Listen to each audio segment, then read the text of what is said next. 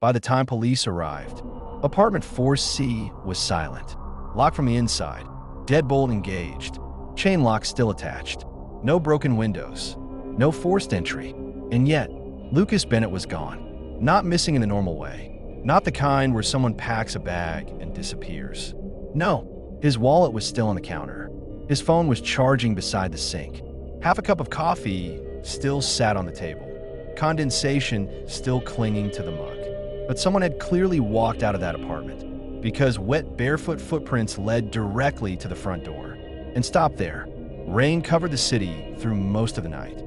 The apartment building stood near the edge of downtown, old and narrow, with stained hallway carpets and flickering ceiling lights. Detective Nathaniel Cross stepped beneath the yellow police tape just after 6:40 a.m. The landlord rushed toward him immediately. He always answered his phone, the man said nervously. Always. Nathaniel studied the apartment door carefully.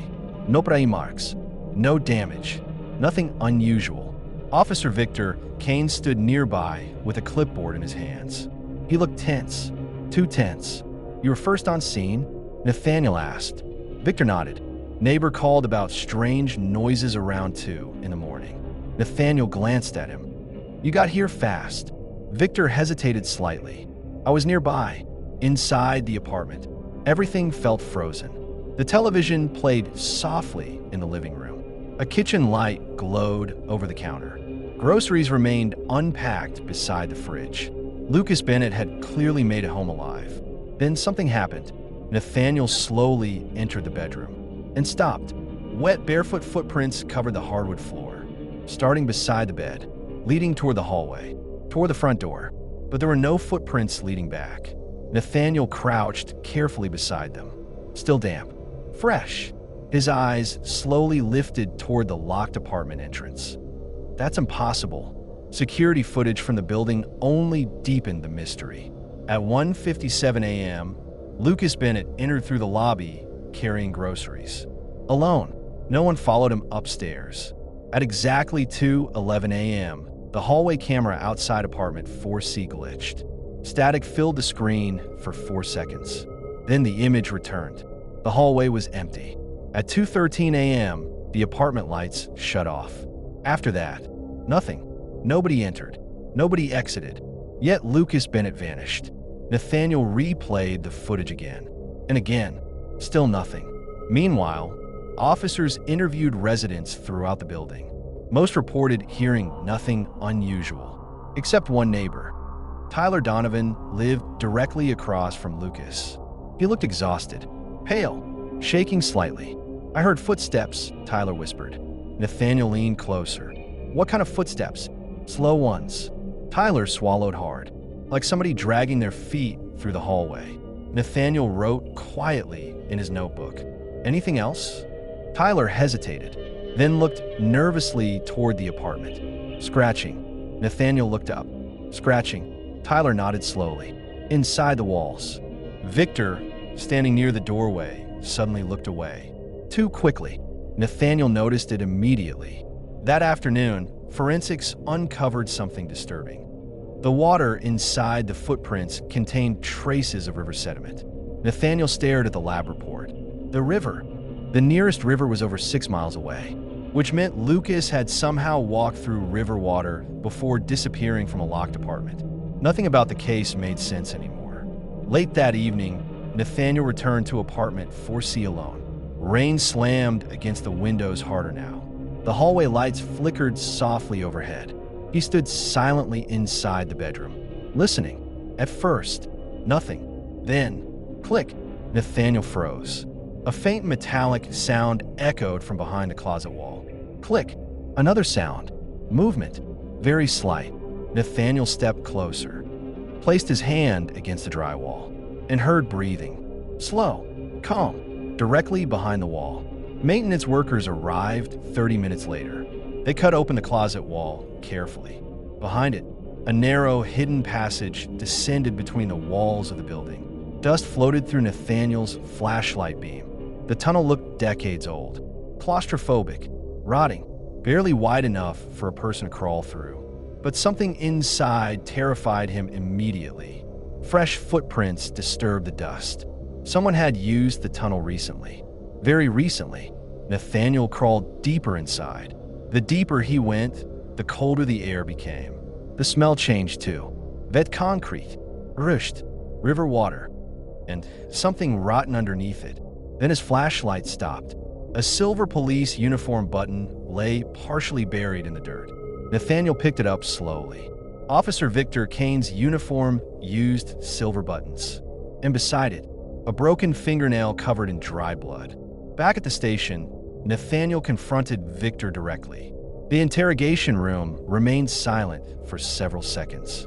Victor sat beneath the harsh fluorescent light, sweating lightly. Nathaniel placed the silver button on the table. Victor's face changed instantly. "You want to explain that?" Victor stared at the button, then looked away. Nathaniel noticed fresh scratches on Victor's wrist. Thin, sharp, like fingernail marks. "You were connected to 3 previous missing person cases," Nathaniel continued calmly. Victor's breathing became uneven. "All apartment disappearances. Silence. All unsolved." Victor finally whispered, "You don't understand that building." Nathaniel leaned forward slowly. "Then help me understand." Victor looked genuinely afraid now. "Sometimes you hear people moving inside the walls." Nathaniel said nothing. Victor lowered his voice even further. "And sometimes they hear you too." Later that night, Nathaniel contacted Ethan Caldwell, a specialist in forgotten cold cases. Within hours, Ethan uncovered something horrifying. The apartment building had been linked to 4 disappearances over the past 30 years. All impossible locked room cases, all connected to hidden maintenance tunnels. And every victim reported hearing sounds inside the walls before vanishing. Footsteps, scratching, breathing. Nathaniel studied the old blueprints Ethan spread across the desk. Then he saw the name attached to the building's design. Elias Vane, the architect, officially declared dead in 1998. But Nathaniel no longer believed that was true. Just after midnight, Nathaniel entered the hidden tunnel again. Alone, armed. The storm outside shook the entire building. Water dripped slowly through rusted pipes. His flashlight beam trembled across narrow walls covered in old scratch marks. Then, movement ahead. Fast. Nathaniel raised his weapon immediately. "NYPD." Silence. Then a weak voice echoed through the darkness. "Please." Nathaniel moved forward quickly and finally saw him. Lucas Bennett, alive, barefoot, shivering violently in the darkness. Nathaniel lowered his weapon slowly. "Oh my God." Lucas grabbed his arm instantly. Terrified eyes locked onto Nathaniel's face. "Don't let him hear you," Nathaniel whispered carefully. "Who?" Lucas pointed upward slowly. The man inside the walls. Heavy footsteps suddenly echoed above them. Slow, deliberate. Lucas panicked instantly. "He's here."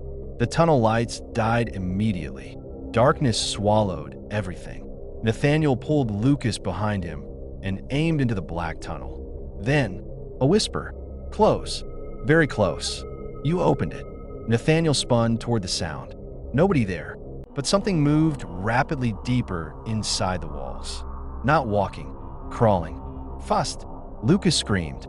Nathaniel grabbed him and ran. The tunnel twisted sharply downward beneath the building. Mud splashed beneath their feet. The smell of river water filled the air. Behind them, footsteps, closing fast. The tunnel finally opened into an abandoned storm drain beside the river. Rain poured heavily outside. Police backup arrived minutes later.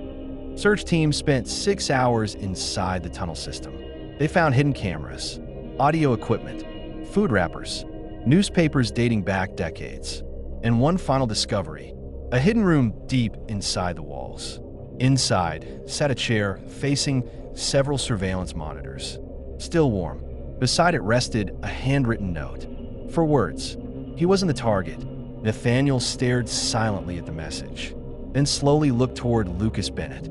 Because if Lucas wasn't the target, someone else in that building was. And whoever lived inside those walls was still out there, watching. The apartment building was demolished 3 months later. Most residents moved away immediately after the case became public. But demolition workers reported strange sounds even after the electricity had been disconnected. Footsteps, scratching, breathing. Police never found Elias Vane. Officially, the case remains unsolved. But Nathaniel Cross never forgot one detail: when he rescued Lucas from the tunnel. Lucas's feet were bleeding badly. Yet behind him in the mud, there had only been one set of footprints, not two, meaning someone had walked beside him through the darkness, without leaving tracks. 2 weeks later, another apartment building across the city reported noises inside the walls. The responding officer arrived at 2:14 a.m. Victor Kane, already inside the building before the first 911 call was made.